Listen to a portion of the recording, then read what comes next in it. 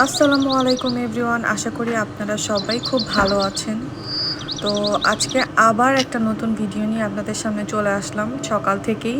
তো সকালেই আমি হচ্ছে প্রথমে সরি আমি ভাবতেছি আমি সকালের ভিডিওটা ক্লিপ নিছি, বাট আসলে সকালে নিই না। এটা হচ্ছে জোহরের নামাজ পড়তেছি আমি।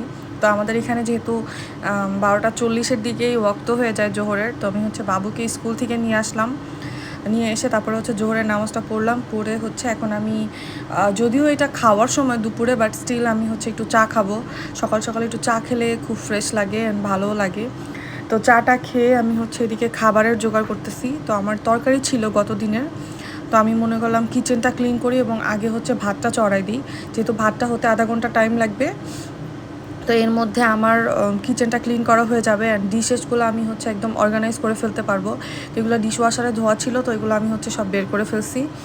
তো বের করে এখন হচ্ছে প্রথমে আমি কিচেনটাকে ক্লিন করলাম। সিঙ্ক এরিয়াটা যেহেতু এখানটা অনেক মেসি হয়ে থাকে রাত্রেবেলা, তো আমার কাছে খুবই খারাপ লাগে আর কি। কিচেন ক্লিন হওয়াটা খুব নেসেসারি আর কি আমার জন্য। তো ফার্স্টেই হচ্ছে ভাত হওয়ার পরে বাবুকে খাবার দিচ্ছি। তো আপনাদের ভাইয়া হচ্ছে গেছে মসজিদে নামাজ পড়তে, তো বাবুকে খাবার খাওয়ানোর পরে এখন হচ্ছে আমরা খেতে বসলাম। তো গতকালকের ইলিশ মাছ ভাজা ছিল, সবজি ছিল, আর হচ্ছে একটু চানা মশলা ছিল, ওইটা দিয়ে আমরা দুপুরে লাঞ্চটা শেষ করলাম। তো এরপরে হচ্ছে আমি একটু বিছানা টিছানা করে দেন হচ্ছে আসলাম একটু পড়তে, যেহেতু আমার সামনে এক্সাম আছে, তো আমার আবার একটু পড়াশোনা করতে হবে। তো আমি জাস্ট আজকেই শুরু করতেছি। তো আজকে শুরু করার কারণ হচ্ছে আমি জানি আজকে হয়তো অনেক পড়তে পারবো না, বাট স্টিল আমি চেষ্টা করি অল্প অল্প করে শুরু করার। যদি আমি টাচে থাকি তাহলে ইনশাল্লাহ একদিন ফ্লোটা চলে আসবে। তো তার জন্যই তো আমি এখান থেকে শুরু করতেছি। তো আমি একদম জিরো থেকে শুরু করতেছি, যাতে একবার একটা রিভিশন হয় অ্যান্ড আমি এক্সামটায় বসতে পারি। তো একদম A1 থেকেই শুরু করতেছি। তো আজকে 22 জানুয়ারির ভিডিও আমি আপনাদের সাথে শেয়ার করছি। তো আমি ভিডিওর মাঝখানে বলে নিই, যদি আপনাদের আমার এই ভিডিওটা ভালো লাগে প্লিজ লাইক কমেন্ট শেয়ার করবেন, তাহলে আমি আরও উৎসাহ পাই ভিডিও মেক করার জন্য, ভিডিও আপলোড করার জন্য। তো আমি যেহেতু একদম নতুন এই সেক্টরে, তো সেই জন্য আপনাদের সাপোর্ট খুবই জরুরি। এরপরে হচ্ছে পড়াটা শেষ করে আমি হচ্ছে একটু ইয়োগার্ট খাচ্ছিলাম। এটা রিসেন্টলি আমার ফেভারিট ইয়োগার্ট, এটা হচ্ছে ব্লুবেরি ফ্লেভারের ইয়োগার্ট। তো এই জায়গার ম্যাক্সিমাম ইয়োগার্টগুলো হয় হচ্ছে একটু টক, তো টক আসলে আমি নিতে পারি না, তো যার জন্য হচ্ছে আমি একটু ব্লুবেরি ফ্লেভারেরটা নিলাম। তো এই যে দেখেন আমি হচ্ছে চিতই পিঠা বানাচ্ছিলাম আজকে, যেহেতু আজকে গরুর মাংস রান্না হবে।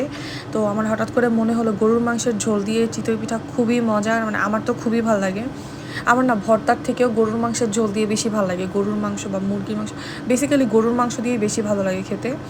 তো এরপরে হচ্ছে বাবুর জন্য আমি হচ্ছে একটু অরেঞ্জ জুস বানাচ্ছিলাম, বাট এটা একদমই ওয়েস্ট, কারণ আমাকে বা আপনাদের ভাইয়াকেই খেতে হবে, ও একদমই খেতে চায় না।